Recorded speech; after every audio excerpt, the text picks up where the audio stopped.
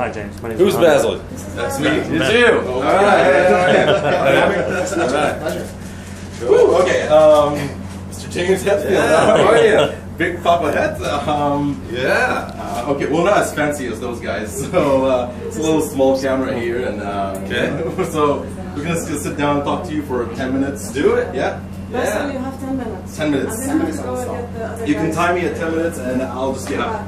Okay. I'll give you the cue. All right, you give me the cue. Okay. All right. All right. Let's do this. Okay, guys, we're here with the man, the myth, the legend, the icon, whatever you want to call him, Papa Het. He's right here, right next to me. My name is Basel. All right. I'm a huge fan.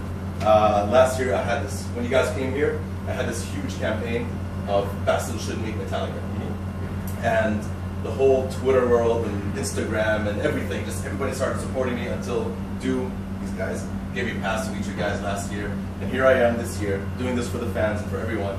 That's awesome. No, I know the story. Oh, excellent. Wow. Oh, okay, well, he knows me. That's great. Yeah. Okay, well, we have 10 minutes, so I'm going to try to do this as fast as I can. Yeah, man. No, take it. Forget. My first question. You guys, 2008, you released that Magnetic. It's been 5 years now. You guys have been on the road.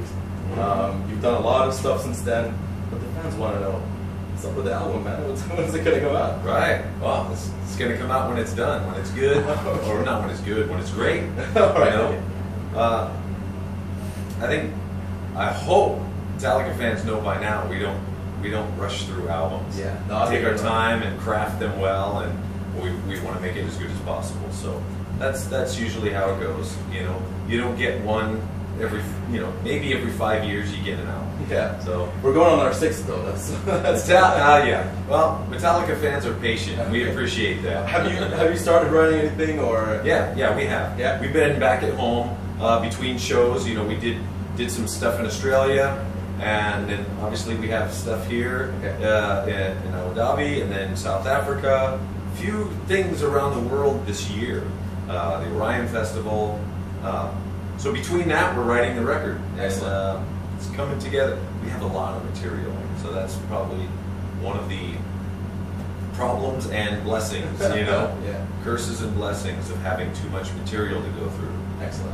So that's what we're up to. Awesome. Well, we can't wait. I mean, I'm sure everybody cannot wait for that new album to come out. Any name in mind? Maybe? No, Nothing. it names itself at the end. Okay, well, Ask whatever you want, man. I'll just tell you. no. Oh, well, what is the one, speaking of writing, what is the one Metallica song that you loved writing? You thought like, ah, man, this is a gem right here. I mean, there must be one. Bleeding Me, maybe, or? Bleeding Me is one, yes. Nothing Else Matters.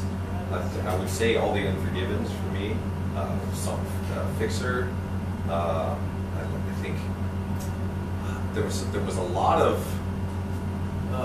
Fade to Black was when we wrote that. It was like, this is the ultimate. There's quite a few songs that we think this is the best. The best song we've ever written, which is a great thing to say. But at the end of the day, playing a song live, playing it in your room, in your headphones, how does it make you feel? How does it connect? And a lot of different songs for different moods and different times in your life. So there's some songs that we think are just gonna be amazing, and so, and then things that you didn't think, songs that you didn't really think much about, connect with people. Awesome. So that's the beauty of it as well. You have no idea. Okay, excellent. Well, speaking of songwriting, again, Cliff Burton, God rest his soul, he had a lot of influence in the first 3 albums. You can hear his playing and his influence. How did he influence you in playing? In the sense that, did that influence you in your career in writing, or how did you move on from there? Well, he brought in a complexity, another deeper layer of it. We were a little more into just fast and kind of punky in a way. A lot more melody, a lot more. He actually unlocked a lot of melody that was inside me. that I was kind of afraid to let out. Yeah. You know, being in the metal world. You're the melody man, though. I mean, that's it's true. It's true, and I'm very grateful for that. That's served us pretty well along the road. So I would say the melody, and you know, he brought in so many different styles. He loved bands like the Misfits. He loved bands like REM. He loved bands like ZZ Top, Blue Oyster Cult, Thin Lizzy,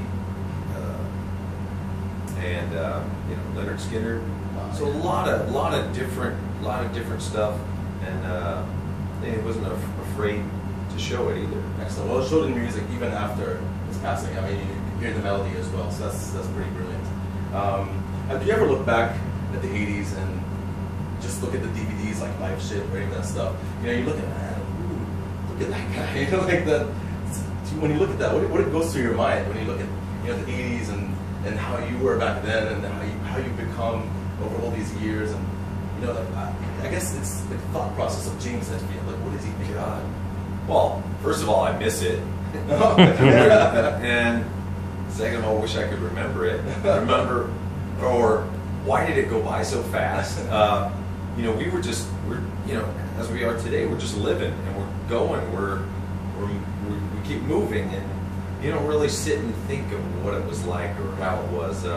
But nowadays, you know, with the technology the way it is, lots of people have a lot of the old photos, bringing them up, and wow, I remember that. Or they'll even put pictures of you back then up with a picture of you now. Oh, you check those out. And you go, oh, heck yeah. And you think, it is the same guy, the same eyes, the same yell. A few more wrinkles, a few more gray hairs, but it's the same guy who loves music and is passionate about it on stage.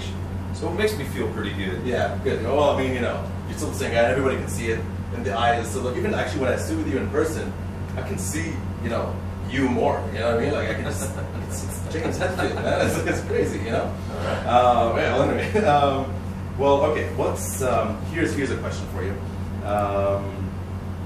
You know, 10 years ago, or more than 10 years ago, actually, you know, you had this life-changing experience, which I think, I'm sure influenced millions of people around the world. You know, your lifestyle and everything that happened to you. And now, like 10 years on or something, you know, it's been 10 years. It's crazy. How do you, like, when you look at that time and where you were and how you are now, and you know how that influenced people? Do you find that people come up to you and say that influenced them themselves? Or do you feel, and how do you feel about it when somebody comes up to you and says, you know, James, you saved my life, and when you did that conscious decision to, you know, change how you were? Well, how could it not bring a tear to your eye if someone in the meet and greet says, I was going to kill myself, and I thought of your music, I played it, and I stopped. I thought there was hope. And I saw what you've done, or my dad was an alcoholic, and our family was shattered, and you're like a father figure to me. I wish that I could take all of that pain and just swallow it for everyone, you know, and which is not healthy, I know, but I love the connection that it's made. It's made. It's far beyond music. It's far beyond that. Absolutely. And for people to open up to me about some of the stuff that's so dark, and they've suppressed it, they've shoved it so far down, they don't ever want to see it again, and they feel comfortable telling me stuff like that in a meet and greet, it blows my mind. It's crazy. I've seen a lot of those meet and greets. I see a lot of these fans getting very emotional. It's crazy, and I see that connection. And I think that's what Metallica's music does. It's a lot of connection with the fans. You know, it's all over all these years. And I think that's why I'm here today, you know, and sitting with you and doing that. I mean, I'm just very grateful to be sitting here today. I mean, and I was telling the guys 15 years ago, I would not have imagined sitting right here on the couch with James Hetfield talking to them about. I knew this was going to happen. Okay, well, you know, you're James Hetfield. Well, he's signaling me at 1 minute, so I'm just grateful that I had this time with you.